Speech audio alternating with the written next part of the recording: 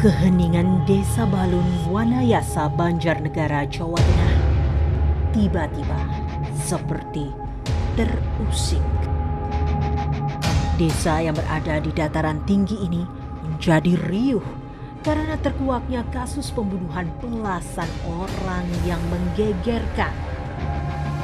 Adalah Tohari alias Mbah Slamet, si dukun pengganda uang yang menjadi pelaku pembunuhan berdarah dingin itu.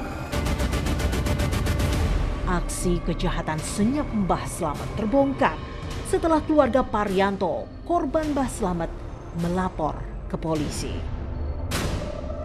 Inilah rekaman pesan suara Parianto, korban terakhir sesaat sebelum hilang kontak. Ya sih, ini cuma intinya sih waspada aja. Ya dia sih pernah ngasih saya 100 lebih.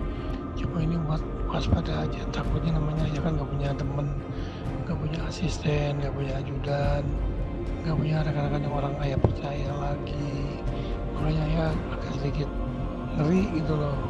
Apalagi tadi di hutan, ayah gak sadar bahwa yang ngantuk mulu, habis minum tidur lagi sampai ayah lagi bersila nih sambil nunggu. Kepala ayah langsung tidur di bawah, kan aneh. Dia mau kayak orang mabuk, ini juga kayak ngabuk, kayak ngomong sendiri kayak orang gila. Ya udah ya, semoga selamat sampai tujuan dan sukses. Amin. Tahu lokasinya ini di mana? Ini lokasi di rumahnya dia gitu loh. Masih satu kampung. Ini orang tuanya sekitar 100 meter baru rumahnya dia. Sama aja, namanya kan selamat. Tahu kalau di Sherlock ini rumah orang tuanya atau rumahnya juga samalah. Tak cuma pesan suara, Parianto juga sempat mengirimkan pesan chat pada anak-anaknya.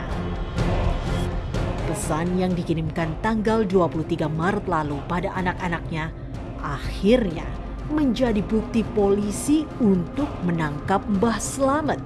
Rekaman suara dan pesan dari Parianto itu juga jadi pintu masuk bagi kepolisian Resor Banjarnegara untuk mengungkap kasus pembunuhan berantai yang dilakukan Tohari. Inilah awal mula daripada pengungkapan kasus pembunuhan ini.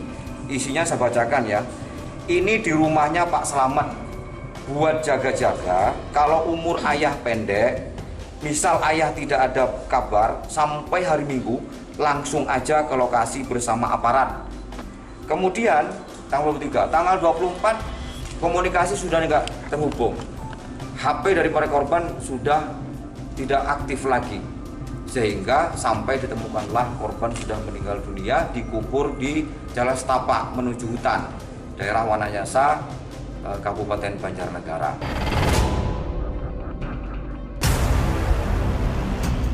Setelah polisi melakukan penyelidikan lebih lanjut, malam itu akhirnya Mbah Slamet ditangkap di Desa Balun, Kecamatan Wanayasa, Banjarnegara, Jawa Tengah.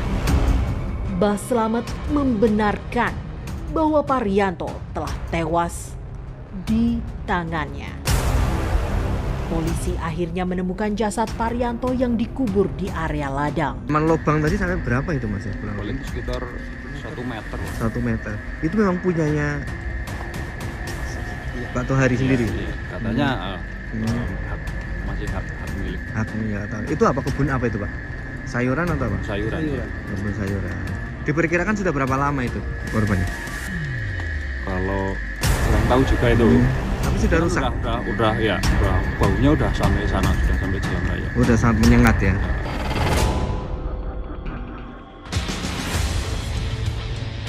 Dalam pengakuannya, ternyata ada 11 korban lain. Semuanya telah dibunuh oleh Mbah Slamet. Ya, 12 nyawa melayang di tangan Mbah Slamet itu dikubur di samping Jalan Setapak di area ladang miliknya. Area ladang yang sunyi itu ternyata dijadikan Mbah Slamet untuk mengubur para korban. Satu persatu jasad dievakuasi. dalam satu lubang. Bahkan ada yang berisi 2 jasad korban. Ini satu.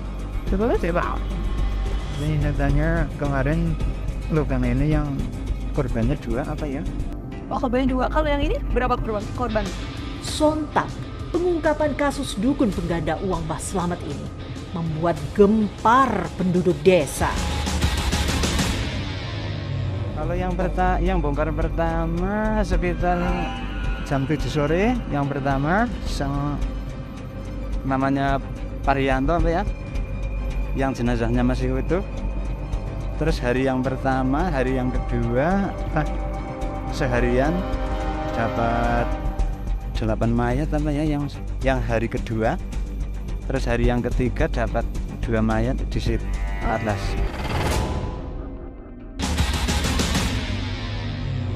Tohari atau Mbah Slamet memang dikenal kurang bersosialisasi dengan warga sekitar. Justru orang dari luar wilayah Banjarnegara sering datang berkunjung ke rumah Tohari. Biasanya ritualnya di situ, di rumah kecil. Di rumah kecil ya. Iya.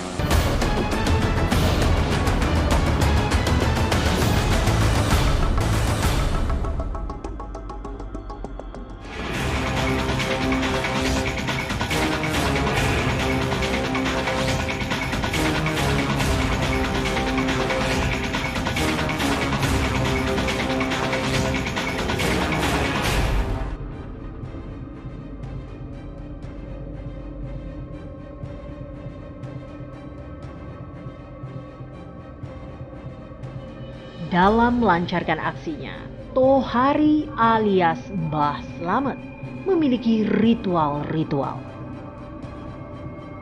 Salah satu tempat ritual Mbah Slamet berada di lokasi ladang miliknya. Ritual ada, makanya saya dibawa ke kebun itu ya ritual gitu. Oh, jadi korban-korban itu selalu dibawa ke kebun atau cuma beberapa aja? Ya ada yang enggak dibawa ke sana, ada yang dibawa ke sana gitu. Terus enggak yang waktu pas di kebun itu biasanya ngapain Mbak Slamet? Kalau di kebun ya itu ngobrol-ngobrol lah tuh, ritualan gitu. Ritual ngapain aja biasanya? Ya bakar-bakar menyan Bu.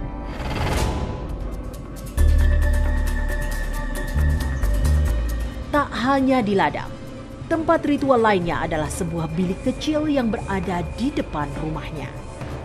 Ya, tempat ini juga dijadikan tempat sakral oleh Mbah Slamet guna meyakinkan para korbannya. Lokasi tempat biasa Pak Tohari melakukan ritual itu di mana Bu? Di sini tempat Mana Bu? yang Di kecil situ. ini. Di sini coba Ya. tunjukkan. Di tempat ini. Itu dikunci sekarang Bu. Ya, kunci. Biasanya ritualnya di situ, di rumah kecil. Di rumah kecil ya. Iya. Ibu tahu nggak waktu ritual? Enggak tahu. Sama sekali. Sama sekali saya nggak tahu.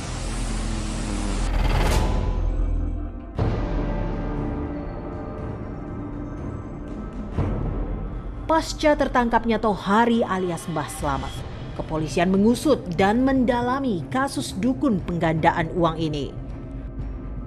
Benarkah Mbah Slamet mempunyai kemampuan untuk menggandakan uang seperti yang diyakini para korbannya?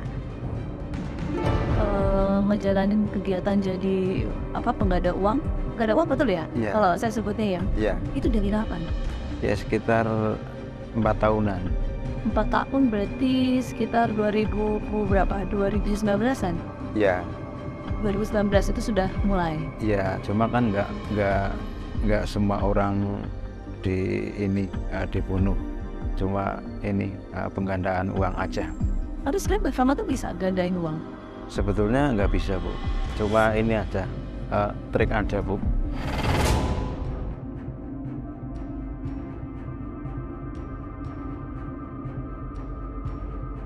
Mbah Slamet juga mengakui mengenal betul para korbannya satu persatu.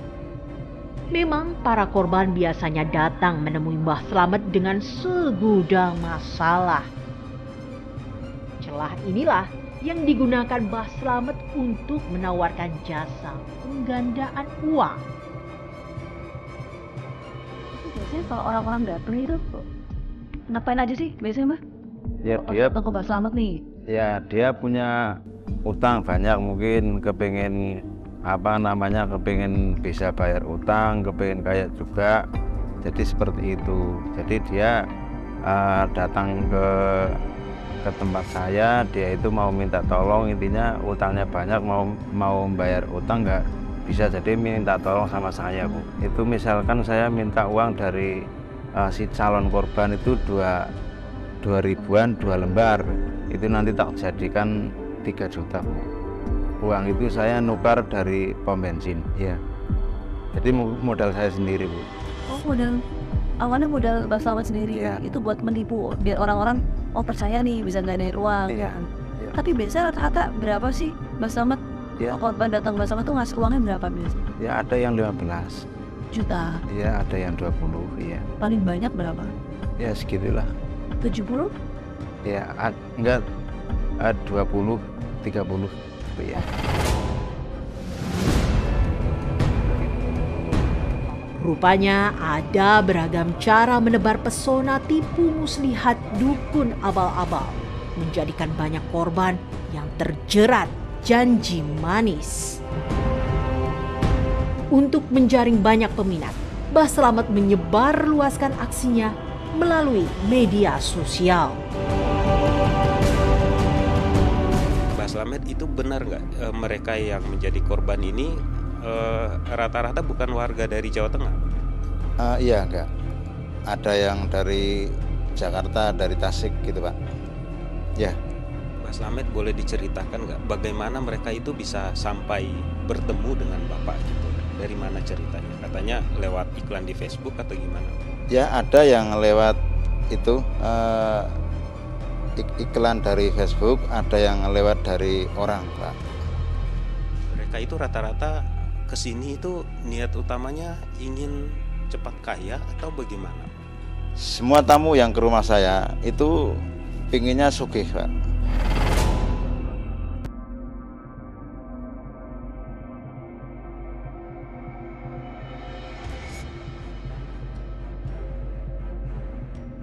Waktu berangkat pamitannya ya mau ada proyek, kan ayah kan pemborong tuh.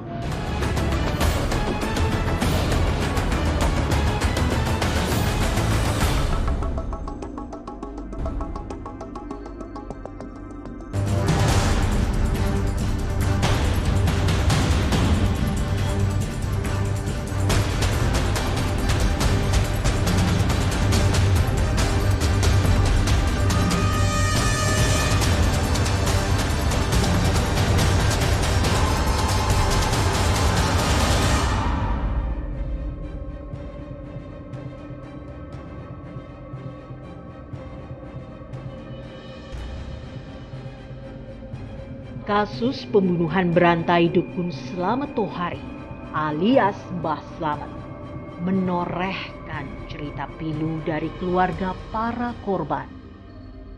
Ya, setahun lebih keluarga yang tinggal di desa Kalirejo, Pesawaran, Lampung ini mencari keberadaan pasangan suami istri Suheri dan Riani. Keduanya pamit meninggalkan rumah pada September 2021 karena urusan pekerjaan. Sang anak yang bernama Rani pun menceritakan percakapan terakhirnya dengan kedua orang tuanya.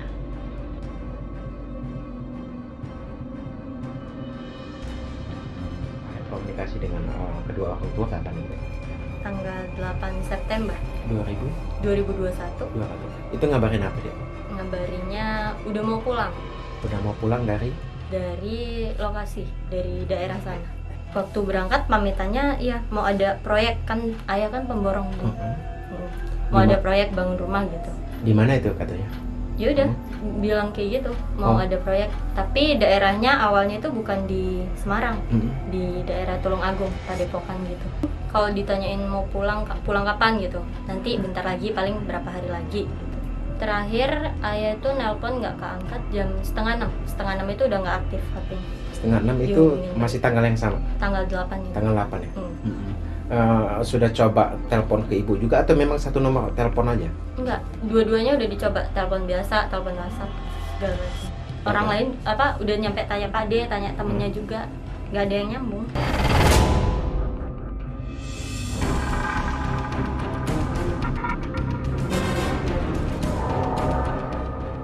Sejak itulah Suheri dan Riani bak hilang di telan bumi.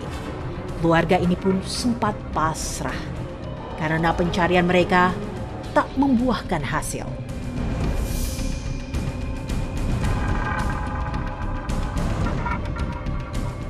Barulah setelah geger kasus pembunuhan Mbah Slamet di Banjarnegara, Jawa Tengah, keluarga seperti mendapat titik terang. Karena ternyata ada kesamaan lokasi pembunuhan Mbah Slamet dukun pengganda uang yang viral itu dengan foto-foto yang diunggah oleh Suheri dan Riani di media sosial pada September 2021.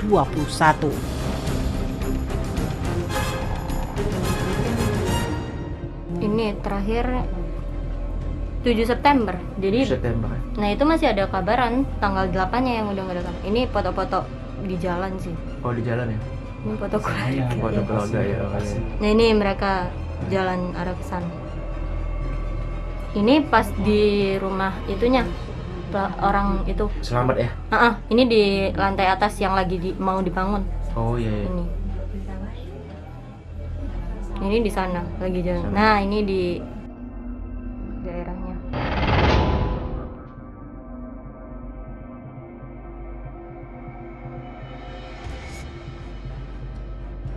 Ya, Pak Sutri, Suheri, dan Riani teridentifikasi menjadi korban pembunuhan dukun abal-abal Mbah Slamet di Banjarnegara, Jawa Tengah.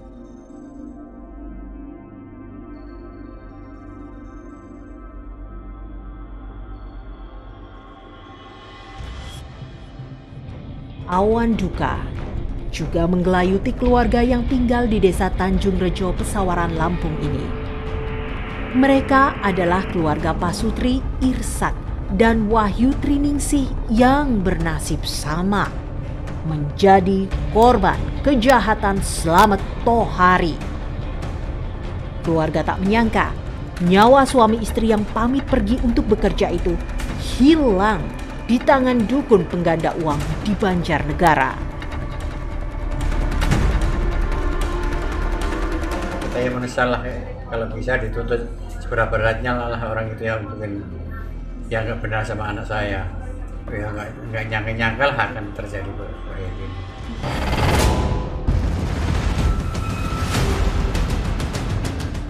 Setidaknya 12 orang telah menjadi korban si dukun Slamet Tohari. Aksi tipu-tipu menggandakan uang yang berujung pencabutan nyawa itu kini telah terbongkar. Kejahatan keji yang menggemparkan itu rupanya bukanlah tindak pidana yang pertama kali dilakukannya. Nama Slamet Tohari memiliki rekam jejak kriminal terkait kasus uang palsu. Ini saya dapat informasi jejak digital bahwa saudara Tohari ini memang pelaku residivis pemalsuan uang. Jadi di Pekalongan tahun 2019 ini jejak digital. Tahun 2019 pernah ditangkap di Pekalongan terkait masalah upal. Sebelum 2019 dia juga menjadi residivis terkait masalah upal. Nah, ini segala informasi saja. Untuk tim dari Resmob berangkat ke Pekalongan tidak ada hubungannya dengan upal itu, tapi terkait dengan masalah pembunuhan berencana.